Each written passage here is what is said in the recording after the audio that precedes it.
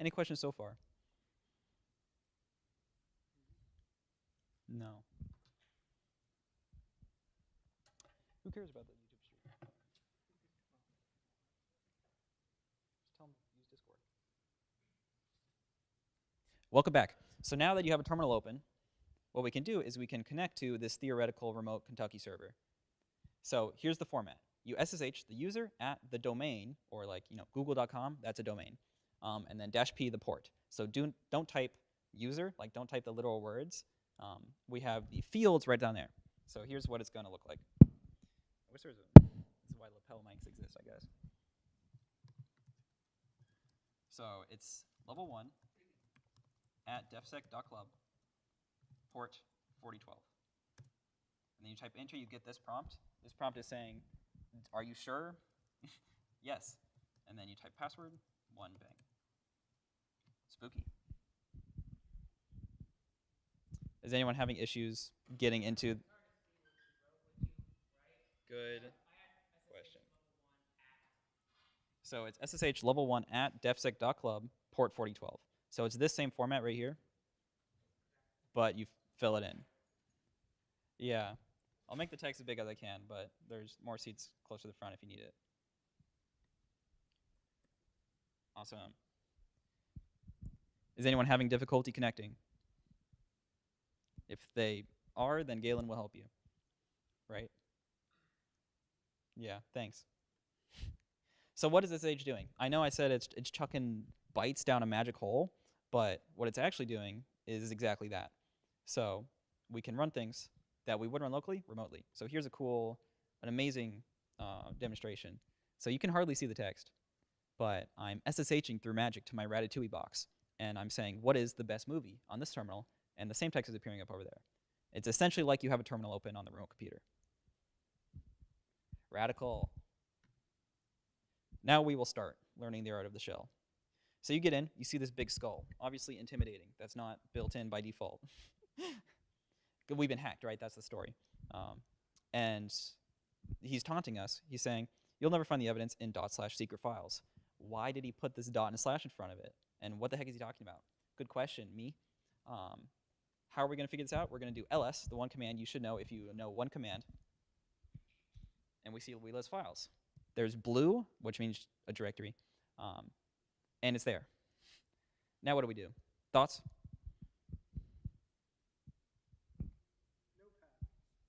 Wrong. We use cd to change directory. So I have these little boxes up, and those are commands you should, as Andrew says, tattoo on your arm, do something with them. So we're going to cd into it with one hand. No. Oh, good question. We'll talk about it later. I use tab autocomplete.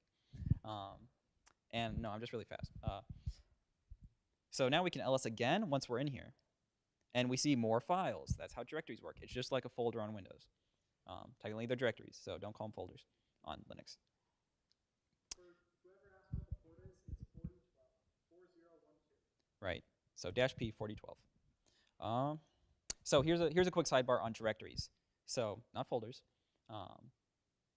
When you just see a slash, it's like deceptively small, right? You think it's like the local directory, but it's actually the root of the file system. So everything starts from slash.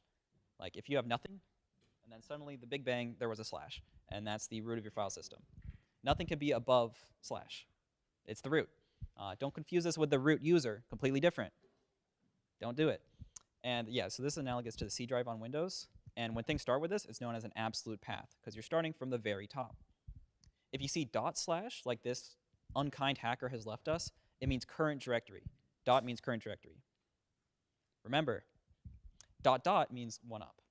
So that's pretty much the 3 levels. And here's a cool drawing I made. That's definitely legible. So it goes root, and then you have your top level directories like bin, home, etc. etc is for configs. It's like etc. Just random garbage. Configs go in there. And then you have bin for binaries and programs. There's a lot of other places, a lot of nuance that I'm missing here, but that's the general vibe. I have a quiz. Where is etc ssh sshd config? Yes. Great answer, and I guess correct. It starts from the root of the file system, etc, ssh, sshd config. So it's an absolute path. Okay. Number 2, let's say I'm in bin. Is .. etc / password a valid path? Is it? Please help me. Great. Yes. Okay. Why?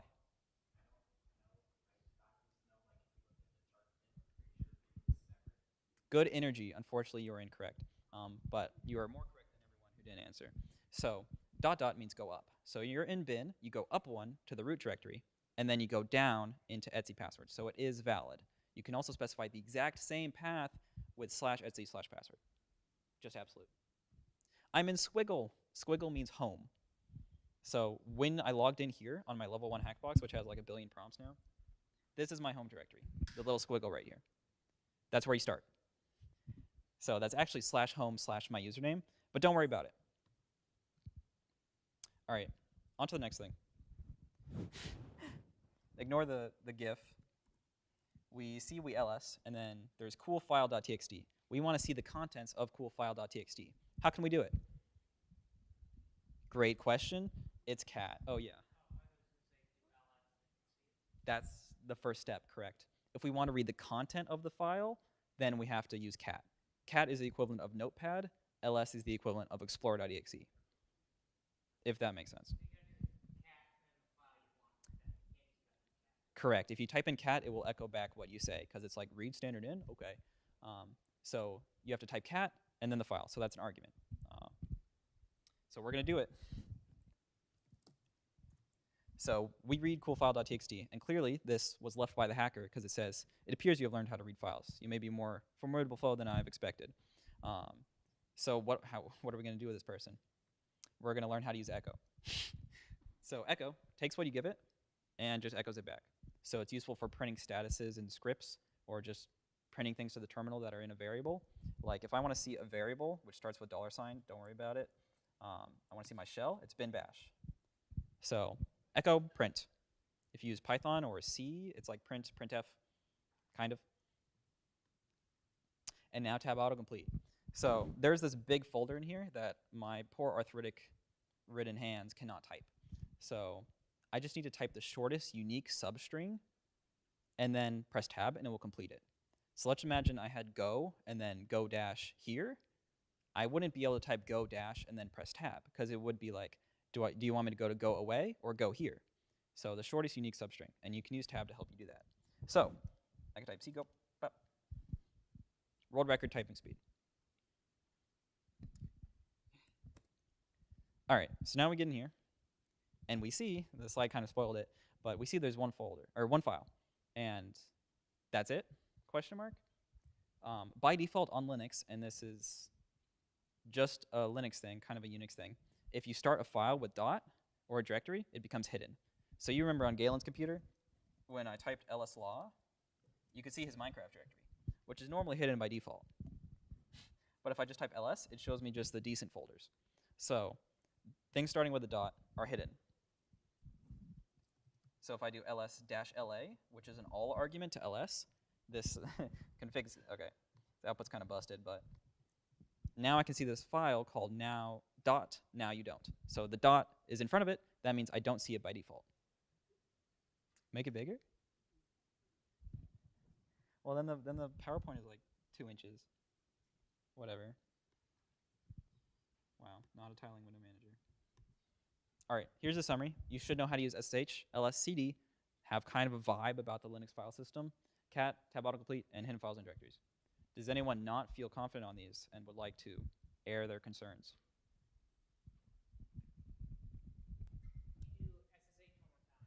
Yeah. So I open a new tab right here on Galen's computer again. And there are a ton of flags for SSH. It's basically like an arbitrary protocol sending. So it's an encrypted tunnel. And we're using it to send commands. That's what it does by default, or to connect to a shell. So we SSH, and then we SSH to the user. So in this case, it'll be level 1. That's the name of my user. That's the person I've created on this box. And then you do an @ and then the @ is like @ the domain. So this is a defsec.club box, technically ILab, but don't worry about it. So this means I want to connect to level 1, the user, at devsec.club. And I'm listening on a non-standard port so people don't mega hack me through the internet. So -P4012. And then it'll ask me for a password. If this is the first time you've connected, it will be like, you sure, bro? It's like, here's like some stuff, and you just got to type yes. If you see a big flashing thing that says, man in the middle attack occurring, then just ignore it. Anyone else have any concerns? Very well. So if we read this hidden file, password one bang. Yeah, sorry, that's strange. It's so password one bang. So exclamation mark is bang. If that wasn't clear. And this is the kind of the default password. If you don't know the password, oh, I'm pasting. If you don't know the password at DSU, it's probably password one bang. What's up? Good question. So when you connect to it, your shell turns off echo, and that's a terminal property, so it won't play it back to you. So you are typing your password, it's just hiding it. So if someone was sitting behind you, they wouldn't see you just type your password in. So, excellent question.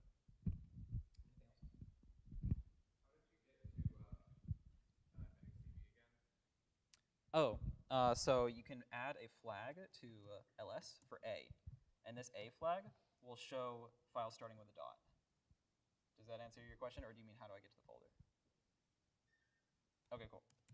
You see if I just do A, it doesn't give me the list format, but I still see the hidden files, including the ones that are dot, which means current directory and up. 2 dots is up. Alrighty. Congratulations, guys, you made it to level 2.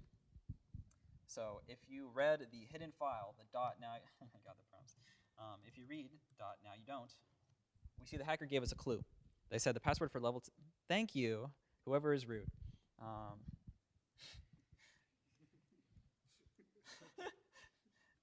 That shouldn't be, oh yeah, or that could just be our same user actually. We see the password for level 2 is Cyber Warrior 2. So we can copy that, or we can type it if you like typing.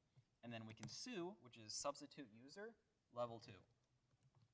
And then we just paste it, and we see it. So su means like log in as another user. Radical. And we get another note. So when we logged in, the hacker printed, I didn't think you'd get this far. Prepare to be foiled by my elite tricks. Excellent. So we can prepare for that. Is anyone having trouble getting to level 2? Cyber Warrior 2. Oh my god. Why is right-click paste? Yeah, that's also in the file here. So if you type cd without any arguments, that's the change directory one, it'll just go to your home directory, which as you remember is the squiggle. All right, now we're going to get into some file management, assuming no one has any issues.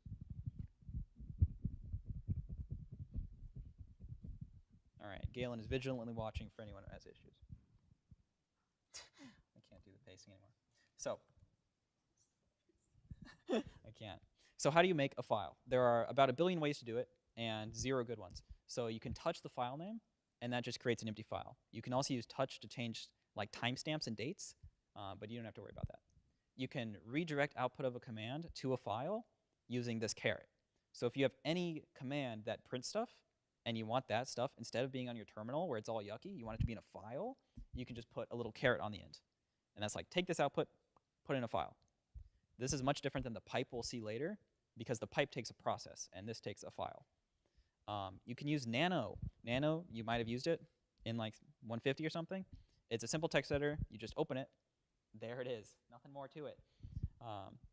And this is kind of a stepping stone to Vim, which we'll have a presentation on later. Or you can watch the recordings. But Vim is really cool. All right, so let's actually do that. I can't touch hello. Oh yeah, so you go into sandbox right here, and you can actually change stuff. Oh, thank you. So we have some friendly files here in the sandbox. You can touch them. You can echo output. So I want this to be in a file called Galen is just awesome, super cool, 2002. And now we see that that file's there. And what's more, the content of it is what I typed. what the heck? So that's that. And now if you want to make a folder, you can totally do that. You can just mkdir, make a directory, mkdir, another spam, and there it is. So our shell right here is ls is coloring our output, which is real nice, but you can change that. Blue does not mean directory universally. All right, you have more questions. I made a file, but now I want to rename it. I made a file, and now I want to copy it to somewhere else. What do? Well, you can use move and copy. Great. So just quick examples of these because so I want awesome to be awesome2. This awesome file right here is what I'm copying. And now if I read what was in the original, it's blank. So my copy is also blank. I just made a copy of nothing. If I want to move something, also renaming it, right? Because if you think about renaming something, it's really just taking it and then deleting the original and then moving it to a new copy. So that's that. You can move it. So I want to rename Shane sucks to Shane is okay, I guess. So I'll do move, and then tab Autocomplete that.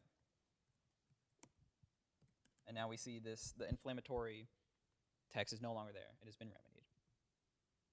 And there's a GIF. All right, how do you delete things? Good question. You do rm, which is remove. As you can see, a lot of these are very basic. Like you can probably guess, yeah.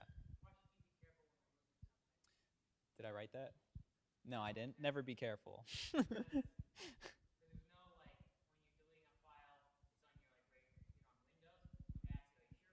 Yeah. You're absolutely correct. So Linux expects that you know what you're doing, which is not always correct. And you can make it prompt, but by default it doesn't. I'm pretty sure it's -I. So if I remove interactively, like everything in here, no, it didn't. Yeah, so it asked me before I remove it. So if you want to do that, sure. But by default, it will just nuke it. And there is no recycle bin. Your recycle bin is file carving. So yes, be careful. If you want to remove a directory, you can do -R for recursive, or there's a whole little utility for it, which is rmdir. The possibilities are endless. All right, any questions on those before I go to my spiel about using shortcuts?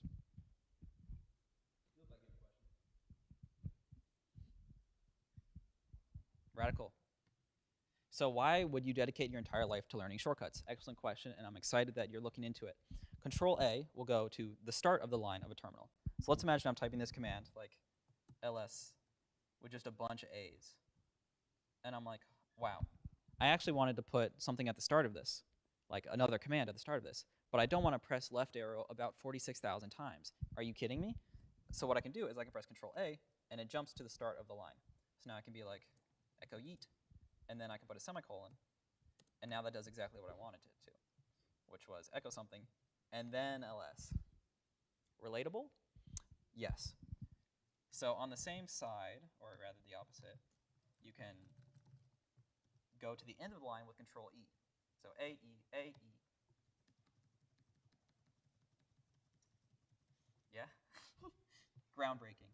If you want to go up in your history, like let's say I typed a really long command like ls, and I don't want to be typing that again. What I can do is I can press Control P for previous. Or if I want to go back down, I can press Control N for next. You can also use the arrow keys for this, but this is just better. Yeah. Okay, some other ones that I didn't actually put in here. If you want to delete the rest of your line, like I don't want anything before this, I don't want anything after this, I can do Control arrow key to jump over a word, then I can press Control K, and it'll just delete the rest of the line. If I wanted to do the opposite and delete the start, I could do Control U, and that would delete that much. Like, you saw it. So that's very handy, and I'd recommend using that as much as humanly possible. So as I wrote on the slide, let's say you're doing a 6-hour competition for like Epic Hackers R Us, and you save 5 seconds every minute by using these epic tricks. You actually save 30 minutes over the course of the entire competition. If that isn't game winning, I don't know what is. Here's a quick example. This person, these both, they mistyped cat, but the GIF on the bottom is using accelerated shortcuts in order to remedy their issue very quickly. Concerns, hate mail? No? It's That's what I thought. All right, so let's head out of the sandbox, how great it is, and then go into real evidence. So this hacker wrote their log on our computer, as you do when you pop a box. And let's try reading it. Okay, so this is really long, and I don't want to scroll through it on my terminal. So what I can do is when you have a file with a lot of text, you can use a pager. The most common pager that's built in is less. So we can do less, like I don't want to see all of this, I want less of it. Yeah. So then we can see the top of the log and then go through it. If you want to jump to the top again, you can do G. If you want to jump to the bottom, you can do capital G. And that's foreshadowing for Vim tricks. Yeah. So I don't know what you're going to get out of reading this, but it's there, and now you know how to use a pager. Concerns? Didn't think so. So what you can do is, with history, there's Control P. This is just more shortcuts, by the way. There's Control P for going up, Control N for going down. But what if you wanted to search your history? You can do that with Control R. So I want to find that one time I did that thing with a lot of A's, and there it is. So that's Control R. That's also very handy. And I have another shortcut right there, but I'm not going to talk about it because it's niche. What's up? Can you also use your arrow keys to go back for so many commands that you did? Yeah, you can, but you're going to have to press it like a billion times if you want. Like, there's no search. But that is equivalent to Control P and Control N. So yeah. All right. So if you've only consumed up to this point in terms of content, then you'll be okay. But this is like more stuff that is cool to know, but don't feel overwhelmed if you get overwhelmed. So we see a secret file right here called secrets. Obviously, it is a directory. So I can cd into .secrets and see there's a lot of files in it. So if I wanted to read all these files, like I was talking about before, right? You want to do something in everything, you have to use a star, which is a wildcard, but it's actually called a Glob Expansion, where it takes whatever's on your shell and just blows it up. Not like a bomb, but like expanding. So if I wanted to read all these files, I could do file and then star. Not press enter. I can do file star and then press enter, and it'll read all of them. If I can see what that looks like that. So apparently a lot of them say wrong. Huh. But this one, I just scrolled through it. Okay, that's kind of hard to see, but I'm going to make a quick script. I'm going to do for file in everything in my current directory, do echo the file name, and then cat the file. Did I miss something? Yeah, I did. So, yep, that's it. I can blame Galen's keyboard for my poor typing ability. So for file in current directory, do echo file, cat file. If you don't understand this, that's completely okay. And it didn't work. What? No, it's not in. That's Python. Okay, maybe it is. Yeah, he was right. So now you can see the files as it reads them. And now you can see that I read all the files. And this one, file 144388049, has the secret to the hacker's true identity. It's Liller. Mucus Liller. Yep. Who is that? All right, so now we know it's true identity, but we're having so much fun on this box that we're going to learn more things. So at the beginning of the slides, you saw me use grep to find instances of cool 10 lines after Cheetos, or vice versa. Either way, very common. And we can use this to read all the files like we did previously, and then grep for something. So let's say I want to grep for mucus. That's saved us all the scrolling through it. It just filtered it for us. Or let's say we didn't know what we wanted, but we knew we didn't want wrong. We can grep v, which is inverted, and then we can do wrong. And it has the same result, basically. The star player here is this pipe, which takes the output from one command and then pipes it into another command. You might be thinking, how the heck does it know where to put it? These pipes are magic. And you would be right. But this command is output into the other one. And that's basically all you need to know. But if you were interested in how that kind of works under the hood, just a little bit, this is like under the hood but not under the engine. There are 3 pipes for every command, or files, really. Everything on Linux is a file. The first one is standard input. That's what you pipe into. So if I was like, I don't have a good example for this. If I echoed hi to a hex dump utility, then XXD, the hex dump utility, would take that and then print it. It's taking that from standard input. And that's the same thing that grep takes right here. It's taking the output of cat, which is standard output, and taking it on standard input. These pipes have numbers.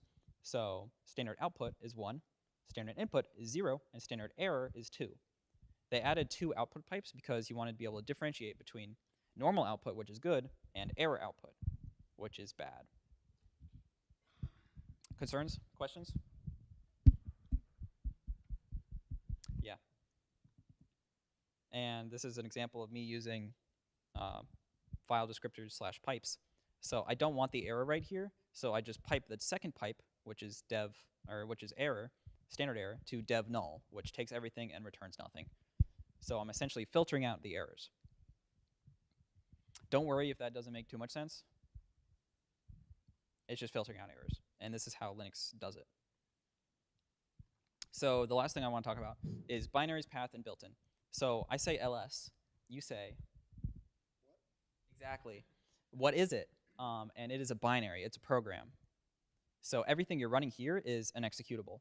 So just kind of keep that in the back of your brain, I guess, that these are all programs you run, and then they do things with input. Programs, right? Crazy. So anything, every program you write in 115.250 is the same thing, basically, as ls. It's just doing different things. And the way it finds these, right, I didn't type the full path to your program. Like, you have to type /a.out or something. I assume most of you have had that experience.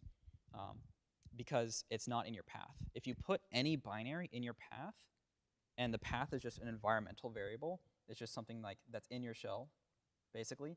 If it's in one of these folders, it will just run it automatically when I type ls. It'll search all these paths for ls.